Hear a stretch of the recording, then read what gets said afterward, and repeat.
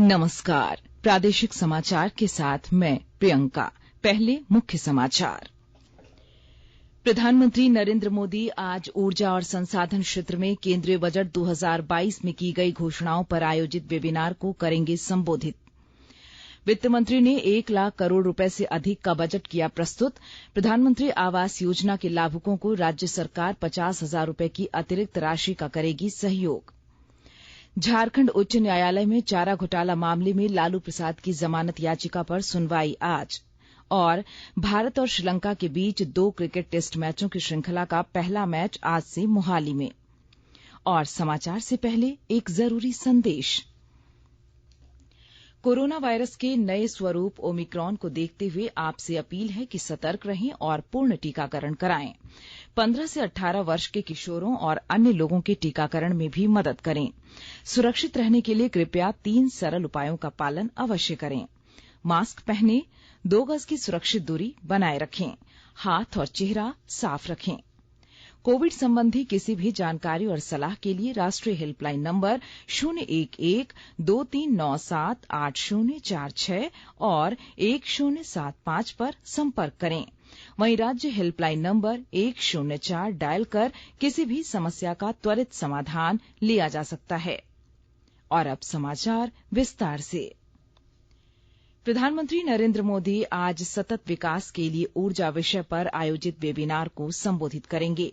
केंद्रीय बजट 2022 की घोषणाओं के शीघ्र और कार्यकुशल कार्यान्वयन को सुगम बनाने के लिए भारत सरकार विभिन्न महत्वपूर्ण क्षेत्रों से संबंधित वेबिनार श्रृंखला आयोजित कर रही है।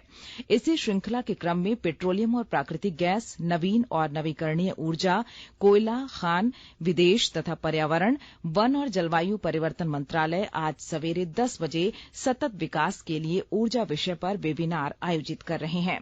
इसका उद्देश्य ऊर्जा और संसाधन क्षेत्र के बारे में केंद्रीय बजट 2022 में की गई घोषणाओं पर चर्चा करना तथा उनको लागू करने के सुझावों पर विचार विमर्श करना है। प्रधानमंत्री की जलवायु परिवर्तन सम्मेलन कोप 26 में प्रस्तुत पंचामृत रणनीति के अनुरूप बजट 2022 में भारत की ऊर्जा प्राथमिकताओं को नई दिशा देने और कम कार्बन वाले विकास की नीति को बढ़ावा देने के अनेक उपायों की घोषणा की गई है। प्रधानमंत्री नरेंद्र मोदी ने कल अमरीकी राष्ट्रपति जो बाइडेन, ऑस्ट्रेलिया के प्रधानमंत्री स्कॉट मॉरिसन और जापान के प्रधानमंत्री फूमियो किशिदा के साथ क्वाड नेताओं के वर्चुअल शिखर सम्मेलन में हिस्सा लिया। बैठक में यूक्रेन के घटनाक्रम पर चर्चा की गई, जिसमें इसके मानवीय प्रभाव पर भी विचार विमर्श किया गया। प्रधानमंत्री ने बातचीत और कूटनीति का मार्ग अपनाने की आवश्यकता पर बल दिया। उन्होंने कहा कि क्वाड को हिंद प्रशांत क्षेत्र में शांति, स्थिरता और समृद्धि को बढ़ावा देने के अपने मूल उद्देश्य पर केंद्रित रहना चाहिए। इंडिगो का एक विशेष यात्री विमान आज तड़के बुखारेस्ट से 219 भारतीयों को लेकर दिल्ली पहुंचा है। भारतीय नागरिकों को यूक्रेन से रोमानिया लाया गया और वहां उन्हें यह उड़ान उपलब्ध कराई गई। कृषि राज्य मंत्री कैलाश चौधरी ने हवाई अड्डे पर उनकी अगवानी की। आज सुबह यूक्रेन से निकाले गए 219 भारतीयों को बुडापेस्ट से लेकर एक अन्य विमान पहुंचा। गृह राज्य मंत्री निशीथ प्रामाणिक ने हवाई अड्डे पर उनकी अगवानी की। केंद्र एवं राज्य सरकार के प्रयास से यूक्रेन में फंसे 25 लोग कल झारखंड पहुंच गए। राज्य सरकार के कंट्रोल रूम से प्राप्त जानकारी के अनुसार यूक्रेन में फंसे झारखंड के लोगों से लगातार संपर्क स्थापित कर उनकी सुरक्षित वापसी सुनिश्चित की जा रही है। कंट्रोल रूम में अब तक आए 270 फोन कॉल्स के माध्यम से तकरीबन 183 लोगों की जानकारी मिली है, जिनमें 67 महिला और 116 पुरुष हैं। झारखंड के वित्त मंत्री डॉक्टर रामेश्वर उरांव ने कल विधानसभा में वित्त वर्ष 2022-23 के लिए 1,01,101 करोड़ रुपए का बजट पेश किया। बजट पेश करते हुए वित्त मंत्री ने कहा कि बजट में आम लोग और युवाओं के सुझावों को प्राथमिकता दी गई है। बिजली, सड़क, स्वास्थ्य, शिक्षा के क्षेत्र में आधारभूत संरचनाओं के विकास पर जोर दिया गया है। वित्त मंत्री ने कहा कि प्रधानमंत्री आवास योजना ग्रामीण के तहत एक अतिरिक्त कमरे के निर्माण के लिए राज्य सरकार प्रति आवास 50,000 रुपए की अतिरिक्त राशि प्रदान करेगी। साथ ही गरीब किसानों के लिए 100 यूनिट मुफ्त बिजली देने की भी घोषणा की गई। श्री उरांव ने कहा कि राज्य में गोधन विकास योजना शुरू की जाएगी। इसके तहत सरकार गोबर खरीद कर बायोगैस को बढ़ावा देगी। इससे 40,000 किसानों को स्वरोजगार से जोड़ा जाएगा। वहीं जल संसाधन विकास कार्य पर पिछले वर्ष की तुलना में राज्य सरकार 20% अधिक राशि खर्च करेगी। आंगनबाड़ी केंद्रों में 15 लाख बच्चों को गर्म पोशाक उपलब्ध कराए जाएंगे। इसके साथ ही सरकार कुपोषण खत्म करने के लिए गरीब परिवारों को प्रति परिवार 1 रुपए किलो की दर से प्रति माह दाल उपलब्ध कराएगी। रांची में मेडिकल इंजीनियरिंग की तैयारी कराने के लिए शुरू की गई आकांक्षी योजना के तहत रीडिंग रूम का निर्माण कराया जाएगा। उच्च शिक्षा में विद्यार्थियों को आर्थिक सहायता उपलब्ध कराने के लिए गुरुजी क्रेडिट कार्ड योजना शुरू होगी। जिला पुस्तकालय की स्थापना होगी। स्कूलों में साइंस लैब एवं स्मार्ट क्लास की सुविधा विकसित की जाएगी। वहीं शिक्षकों को टैब उपलब्ध कराने का भी प्रावधान किया गया है। वहीं स्वास्थ्य क्षेत्र के लिए बजट में सबसे अधिक राशि का प्रावधान किया गया है। इसके तहत सभी जिला अस्पताल, अनुमंडल अस्पताल को आयुष्मान भारत योजना के तहत कैशलेस सुविधा से जोड़ा जाएगा, जिससे गरीबों का इलाज हो सके। एयर एम्बुलेंस के लिए भी बजट का प्रावधान किया गया है। इधर राज्य सरकार ने नागरिक सुविधाएं बढ़ाने का भी प्रयास किया है। राजधानी रांची में जाम की समस्या के समाधान के लिए इनर रिंग रोड तथा फ्लाईओवर का प्रस्ताव है। राज्य सरकार पर्यटन एवं कला संस्कृति पर 349 करोड़ रुपए से अधिक की राशि खर्च करेगी। मुख्यमंत्री हेमंत सोरेन ने बजट को आम जनमानस के हित वाला बताया है। हमारा लक्ष्य है कि राज्य के अंतिम व्यक्ति तक सरकार की निगाहें पहुंचे, विकास की योजनाएं जाए। ये समेकित रिस्पांसिबिलिटी है सभी लोगों का, सभी मंत्रिमंडल का। और आज का बजट इस राज्य के जनमानस की बजट है और हर मौजूदा किसान, मजदूर, नौजवान, पढ़ने लिखने वालों से लेकर के रोजगार व्यवसाय करने वालों तक को सबको कैसे समाहित किया जाए, ये सरकार का प्रयास। आकाशवाणी के ताजा तरीन समाचारों के लिए आप हमारी वेबसाइट newsonair.com पर लॉग ऑन कर सकते हैं। ताजा समाचार Twitter handle @AIR news alerts और Facebook page All India Radio news पर भी उपलब्ध है। आप प्रादेशिक समाचार एकांश के Twitter handle @AIR news _Ranchi और फेसबुक, इंस्टाग्राम पेज तथा YouTube channel AIR news Ranchi पर भी हमारे बुलेटिन सुन सकते हैं। प्रादेशिक समाचार आप आकाशवाणी रांची से सुन रहे हैं और अब पेश है कोरोना से बचाव के कुछ संदेश। कोविड-19 से बचाव और सुरक्षित रहने के 3 उपाय। मास्क लगाएं, 2 गज दूरी है जरूरी, सुरक्षित दूरी रखें, हाथ और मुंह साफ रखें।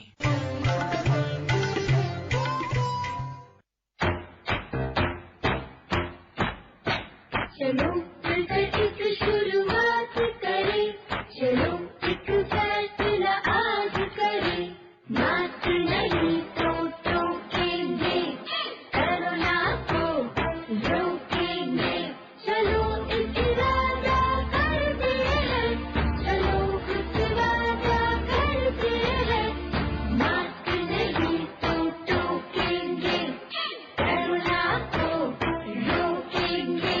भारत सरकार द्वारा जनहित में जारी। प्रादेशिक समाचार में आपका फिर स्वागत है। राजद सुप्रीमो लालू प्रसाद की क्रिमिनल अपील सह जमानत याचिका पर आज झारखंड उच्च न्यायालय में न्यायाधीश अपरेश कुमार सिंह की अदालत में सुनवाई होगी। इस याचिका में सीबीआई अदालत की ओर से लालू प्रसाद को सुनाई गई सजा को चुनौती दी गई है। लालू प्रसाद के वकील प्रभात कुमार ने दायर याचिका में आधी सजा काटने, बढ़ती उम्र तथा विभिन्न प्रकार की गंभीर बीमारियों के आधार पर जमानत देने का आग्रह किया है। राज्य में पिछले 24 घंटे में कोविड-19 के मात्र 28 नए मामले सामने आए, जबकि स्वस्थ होने वालों का आंकड़ा 67 है। इस दौरान 12 जिलों में एक भी नया संक्रमित नहीं मिला है। रांची और सरायकेला खरसावां से 6 नए कोरोना संक्रमित मिले हैं। अब राज्य में सक्रिय मामलों की संख्या घटकर 321 हो गई है, जबकि स्वस्थ होने की दर बढ़कर 98.7% पहुंच गई है। स्वास्थ्य मंत्री मनसुख मांडविया ने कहा है कि देश में अब तक 97% वयस्क आबादी को कोविड वैक्सीन की पहली डोज दी जा चुकी है।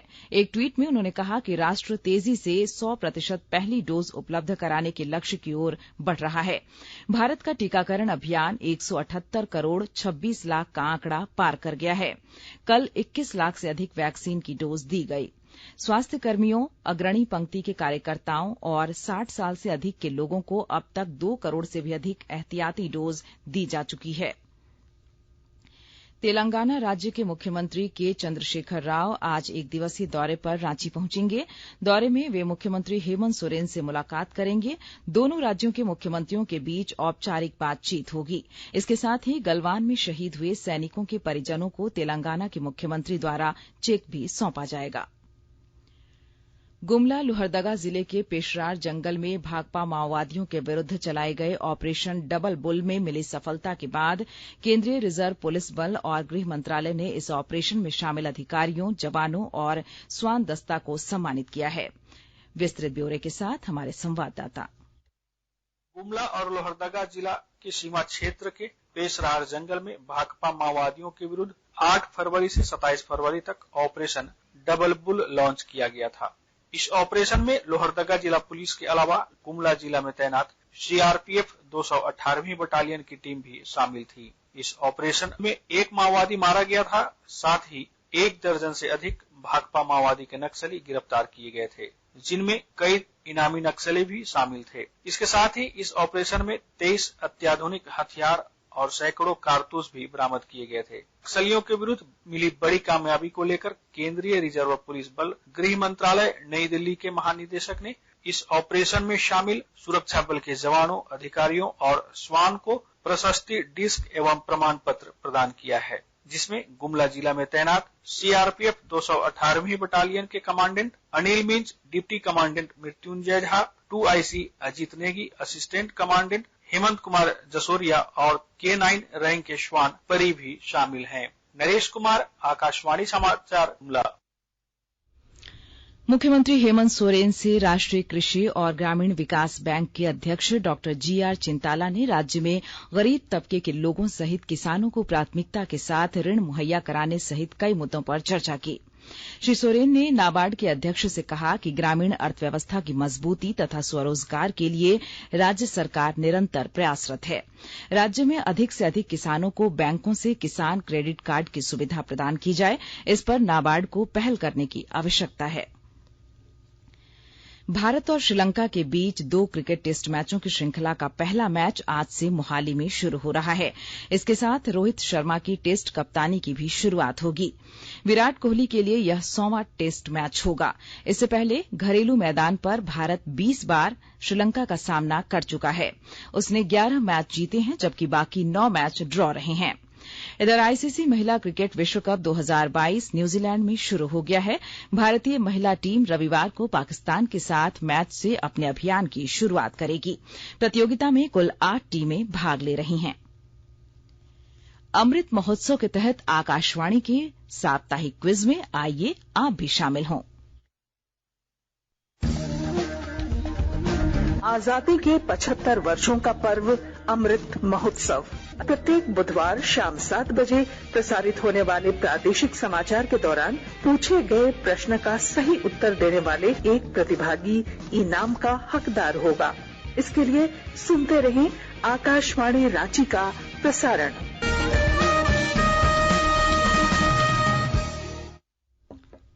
और आइए अब सुनते हैं अखबारों की सुर्खियां। राज्य से प्रकाशित होने वाले लगभग सभी अखबारों ने झारखंड विधानसभा में वित्त मंत्री डॉक्टर रामेश्वर उरांव द्वारा 1 लाख करोड़ रुपए से अधिक का राज्य बजट पेश किए जाने की खबर को पहली सुर्खी बनाया है। हिन्दुस्तान ने लिखा है, झामुमो के खाते में गया 2/3 बजट। प्रभात खबर का शीर्षक है, गांव, गरीब और किसान सबका ध्यान। इसके साथ ही हाईकोर्ट के निर्देश, मोरहाबादी की दुकानदारों को हफ्ते भर में दें जगह की खबर को भी प्राथमिकता से लिया है। दैनिक जागरण मुख्यमंत्री के हवाले से लिखता है, नाबार्ड किसानों को मार्केटिंग में भी करे योगदान। दैनिक भास्कर ने यूक्रेन से वापस लौटे छात्रों की खबर को फोटो रिपोर्ट के साथ प्रकाशित किया है। रांची एक्सप्रेस की सुर्खी है विनोबा भावे विश्वविद्यालय के दीक्षांत समारोह में राज्यपाल ने कहा, बेटियां पढ़ रही, यह है नया भारत। अंग्रेजी अखबार द टाइम्स ऑफ इंडिया और हिंदुस्तान टाइम्स ने रूस द्वारा यूक्रेन में हमले की खबर को प्राथमिकता से प्रकाशित किया है। और अब अंत में मुख्य समाचार एक बार फिर। प्रधानमंत्री नरेंद्र मोदी आज ऊर्जा और संसाधन क्षेत्र में केंद्रीय बजट 2022 में की गई घोषणाओं पर आयोजित वेबिनार को करेंगे संबोधित।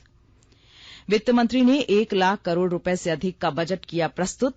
प्रधानमंत्री आवास योजना के लाभुकों को राज्य सरकार 50,000 रुपए की अतिरिक्त राशि का करेगी सहयोग। झारखंड उच्च न्यायालय में चारा घोटाला मामले में लालू प्रसाद की जमानत याचिका पर सुनवाई आज। और भारत और श्रीलंका के बीच 2 क्रिकेट टेस्ट मैचों की श्रृंखला का पहला मैच आज से मोहाली में। इसके साथ ही आकाशवाणी रांची से प्रादेशिक समाचार का ये बुलेटिन समाप्त हुआ। नमस्कार।